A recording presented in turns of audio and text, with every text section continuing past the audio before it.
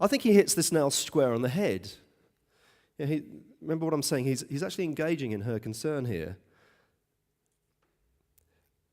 And he's properly diagnosed it, I think, and he gets right to the heart of the matter. What he observes in the preceding paragraph there is not that she's drawing from a bad well, she's actually drawing from a pretty good well. It's Jacob's well, isn't it? You know, this is something that one of the patriarchs has given us. God has given us this through the patriarchs. The point is that she doesn't get living water from it. She has to keep coming back day after day. She gets a bit of a top-up, and it runs out. She comes back. And the water that she requires takes continuous upkeep and work. It's as if the well doesn't sustain her, she's sustaining the well. And that's a picture of religion, isn't it? It's like, we put a lot into it, but it's not something which keeps us going, it's something that we keep going. And only Jesus can offer this living water that jumps up, bubbles up inside her, and gives her sustenance and life.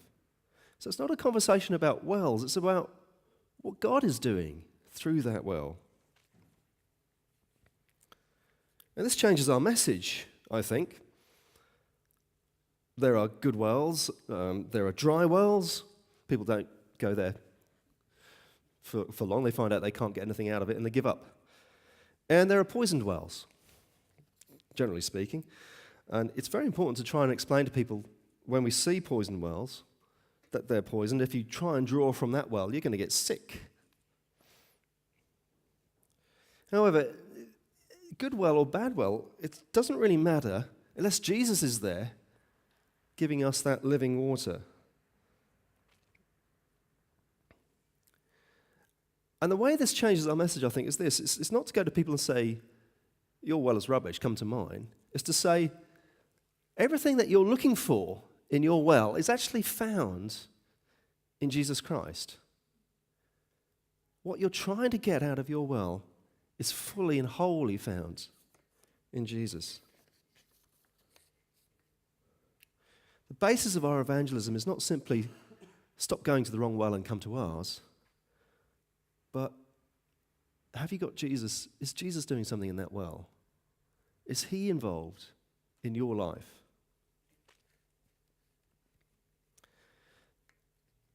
When Jesus comes into person's life, it will change. He will deal with sin. But notice, though, that she starts off in the story as a Samaritan woman, and she ends up as a Samaritan woman. She hasn't become what she's not, but she's the same, but everything's different. Her external circumstances haven't changed. Her culture hasn't changed. Her person hasn't changed. But everything's changed now because Jesus has come in and started to make it all come to life. It's beginning to work now. It's becoming something which is not a living death, but a living life. Her circumstances are completely ordinary, but Jesus transforms them. There's a wonderful paradox in this story. I hope you noticed it. She starts out as the most insignificant person in the community. She's drawing water from the well in the middle of the day, which is the wrong time of day to draw water. You either draw water in the first thing in the morning or in the evening. You don't go out there when it's really hot and uncomfortable. And it's probably deliberate. She's probably avoiding her neighbours and her friends and everybody that she knows because they'll get onto her about the husband thing, which Jesus picks up on. So she's an outcast in her own community. She's the one who deliberately avoids contact.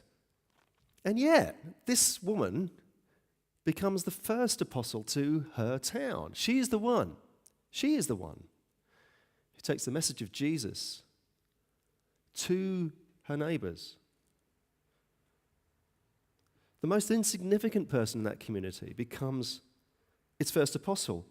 And there's another lovely picture here, that the whole town comes out and walks towards Jesus because of her message. And this is what we want, isn't it, in our evangelism? We're not the finished product ourselves. I don't think we should be looking for the finished product in other people. What we should be looking for is whether or not we're walking towards Jesus. whether or not they're coming out of the situation that they know and beginning to take those steps in his direction. There's something else going on here as well. And you just get a hint of it in this story. Christ brings salvation to individuals, but he reconciles communities to themselves. This is his work. He works with people in the circumstances that they are in to bring out the best of them. He's interested in redeeming real people in real situations, and so should we. But he reconciles these communities to himself. They're doing something at the end of the story that they're not doing at the beginning. They're talking to each other. And Christ, coming into this situation, has given them a way to live with their neighbours, with their friends, with the people around them. That's a great message, I think. I'm not ashamed of that in any circumstance, that Christ, when he comes in, gives us a way to live with each other. He reconciles us to our communities. We have a way to live and work together, and the thing begins to come to life. And this, I think, is actually the work of Christ. So this is a story about the importance of being ordinary. She's an ordinary woman. Thank God for the Captain Planets and the extraordinary guys in our community. John Stott recently died, and I think the evangelical movement lost one of its best and most best people. But I think even John Stott would say that you are not more important than he is, that you are actually very important. Too often, I think, we weigh our importance, our sense of self-value in the community of God on how extraordinary we try to be. We might mistake our commitment to the church or our spiritual achievements as some way to qualify for God's attention. We might think that those superheroes of faith that we talk about, we celebrate, they're more important than us.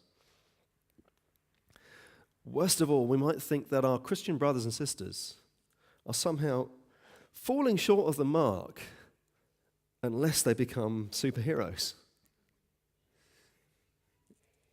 There's nothing wrong with being ambitious, but God is interested in you where you are at. In terms of superheroes and how these extraordinary people are concerned, the Bible teaches something quite extraordinary. There's a lovely verse in James chapter 1, verse 9. It just says this: believers in humble circumstances should be what? They ought to take pride in their high position. So if you're a small guy in the church, you think you're a bit of a nobody, an ordinary person, you've actually got a very high position. Why? How does that work? To put it as bluntly as possible, because Christ is the Lord of all. He's the Lord of the ordinary and the extraordinary. And you're important because if he can bring life into your ordinary life, that's good news for all the rest of us who are ordinary people. Christ, if he can touch you, he can touch me. And he is interested. He's interested in you. He's interested in your actual circumstance, where you are, not where you think you might be, not where you would like to be, or where you'd like to romanticize about. He's actually interested in where you are. So when you go to work tomorrow morning or do whatever it is you need to do, Christ is there with you, and that's what makes the difference. Thank God for the extraordinary people, really, and the high achievers of his kingdom. Thank God for Captain Planet. Most of us, though, are ordinary. Being ordinary is living proof that God comes into our real world and he transforms it into something special. And that is why being ordinary is so important. Thank you very much.